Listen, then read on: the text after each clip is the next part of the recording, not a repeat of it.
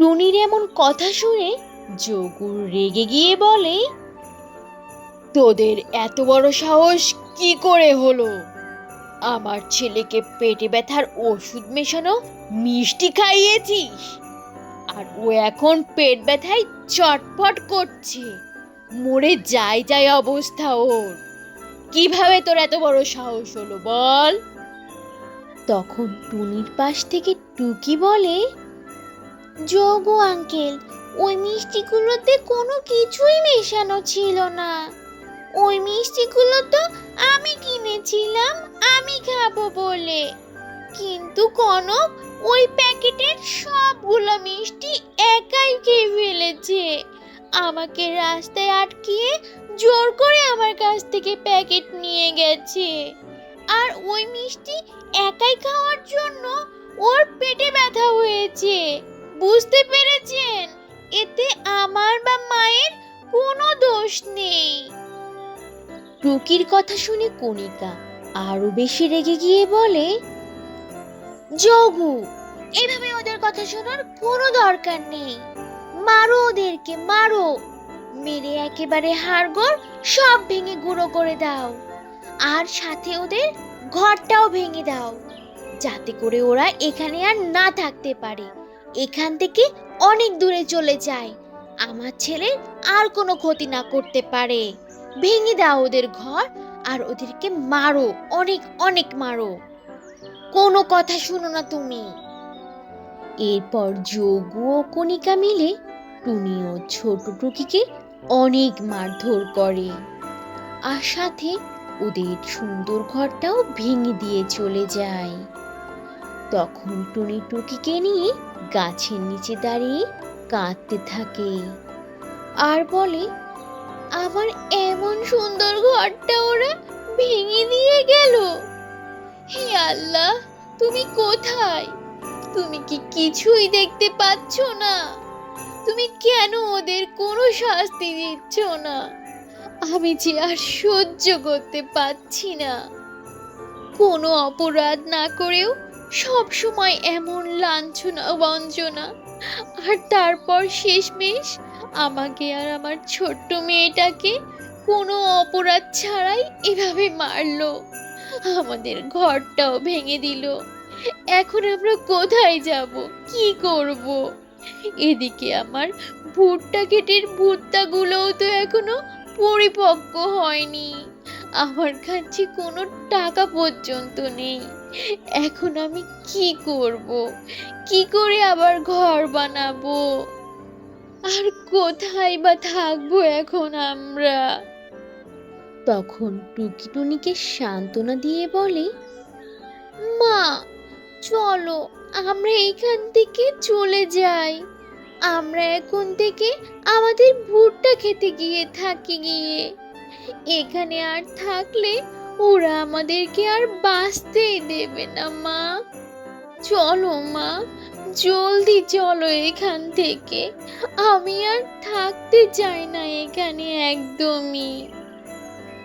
টুনি ও টুকি মা মেয়ে দুজন এভাবে কাঁদতে কাঁদতে বাকি রাতটুকু কাটিয়ে দেয়।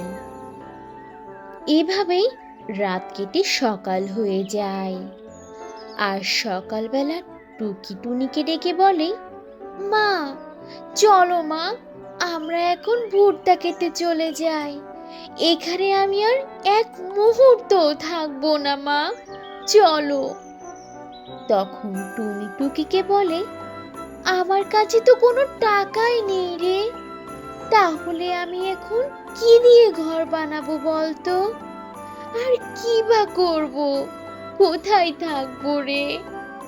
আমাদের এই ছোট্ট আশ্রয়টুকু ওরা একদম ভেঙে গুঁড়ো গুঁড়ো করে দিল, এখন কি করব? এইসব বলে মামি সেখান থেকে উঠতে উঠতে তাদের ভুট্টা ক্ষেতের সামনে চলে আসে। হঠাৎ করে ওরা ভুট্টা ক্ষেতের সামনে একটা মস্ত বড় তরমুজ দেখতে পায়। তখন টুকি তার মাকে বলে, মা, ওই দেখো কত বড় একটা তরমুজ। মা, চলো না, আমরা এখন আপাতত এই তরমুজ দিয়ে ঘর বানিয়ে তার মধ্যে থাকি, আর ভুট্টাগুলো বড় হলে বিক্রি করে সুন্দর করে একটা নতুন ঘর বানাবো। টুনি টুকির কথাই সায় দেয়, আর তরমুজ দিয়ে তখন ঘর বানিয়ে ভুট্টার জমিতেই থাকতে শুরু করে। এভাবে আরো কটা দিন যাওয়ার পর একদিন টুকি টুনিকে বলে, মা শোনো না, আমি নানু বাড়িতে বেড়াতে যেতে চাই। নানুকে দেখতে আমার ভীষণ ইচ্ছে করছে। চলো না মা, আমাকে নিয়ে চলো না। ও মা, মা নিয়ে চলো না আমাকে নানু বাড়িতে। কতদিন হয়ে গেল নানু বাড়িতে যাই না, চলো না মা। টুকির এমন আবদার শুনে টুনি বলে, আমারও তো অনেক ইচ্ছে করছে রে মাকে দেখতে। চল তাহলে মাকে দেখে আসি গিয়ে। এই বলে ওরা যেই না তরমুজ বাড়ি থেকে বাহির হয়, তখনই সেখানে একটা মস্ত বড় ঈগল পাখি উড়ে এসে বসে। তখন ঈগলটা টুনির কাছে কাঁদতে কাঁদতে বলতে থাকে, টুনি বোন, তুই কেমন আছিস রে? জানিস সেদিনের বৃষ্টিতে না আমার ঘরটা একেবারে ভেঙে গেছে, আর আমার কাছে কোনো টাকাই নেই যে নতুন করে ঘর বানাবো। আর নতুন করে ঘর না বানাতে পারায় আমার এখন কোনো ঘর নেই, আর ঘর না থাকায় আমার রাতে একটুও ঘুম হচ্ছে না। আর না ঘুমিয়ে ঘুমিয়ে আমার শরীর ভীষণ খারাপ হয়ে গেছে রে বোন। আর দেখ না, আমি এখন খুবই ক্লান্ত হয়ে পড়েছি, আর এখন আমার ঘুমানোটা ভীষণ দরকার। তাই তোর কাছে এলাম রে বোন, আমাকে একটু তোর ঘরে ঘুমাতে দে না।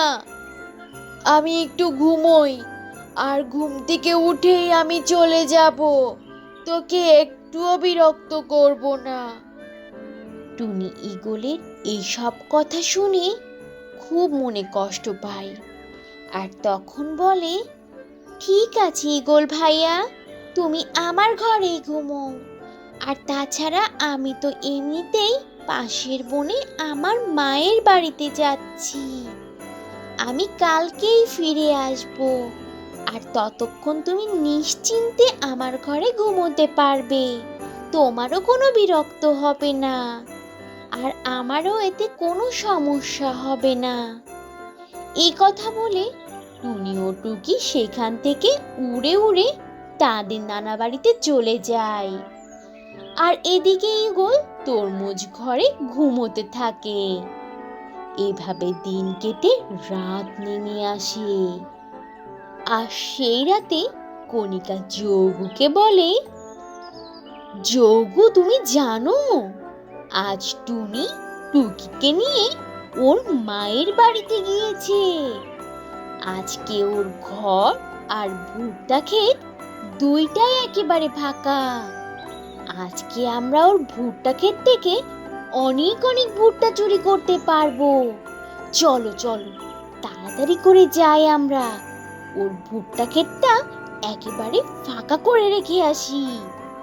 কণিকার কথা মতো যোগু আর কণিকা বড় বড় বস্তা নিয়ে টুনির ভুট্টার জমির দিকে আসে, আর বড় বড় ভুট্টাগুলো ছিঁড়ে ছিঁড়ে তাদের বস্তায় ভরতে থাকে।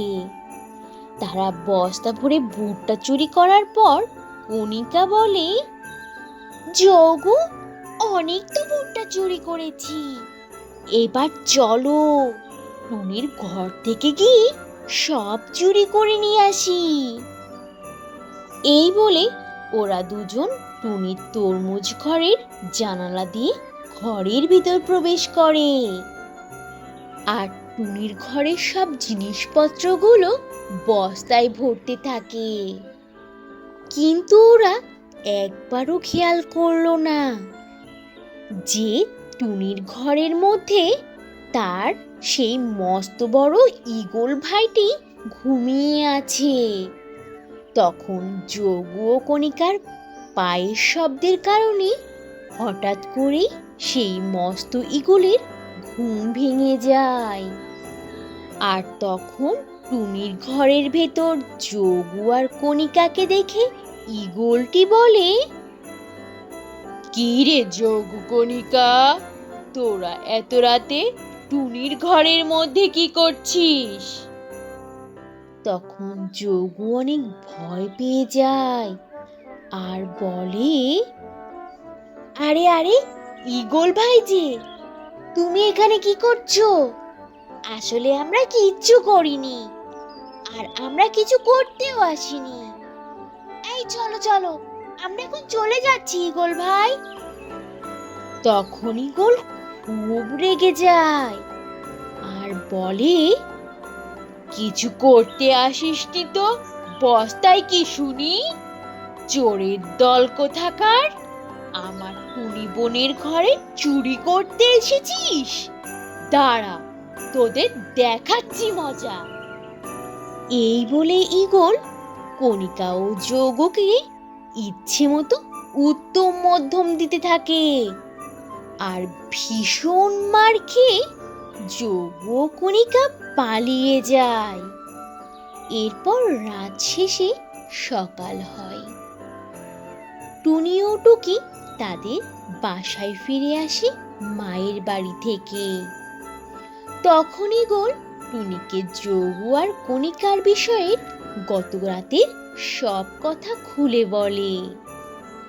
আর সে আরো বলে, টুনি বোন, ওরা আর কখনোই তোর কোনো ক্ষতি করতে আসবে না। ওদেরকে আমি উচিত শিক্ষা দিয়ে দিয়েছি। তুই এখন শান্তিতে এখানে বাস করতে পারবি। তোর আর তোর মেয়ের কোনো ক্ষতি করতে পারবে না ওরা, আর কখনোই তোকে কোনো বিরক্তও করবে না। আর বোন, আমি এখন চলে যাচ্ছি। এরপর থেকে কোনো বিপদ আপদে আর কোনো সমস্যায় সবার আগে তুই আমাকে স্মরণ করবি।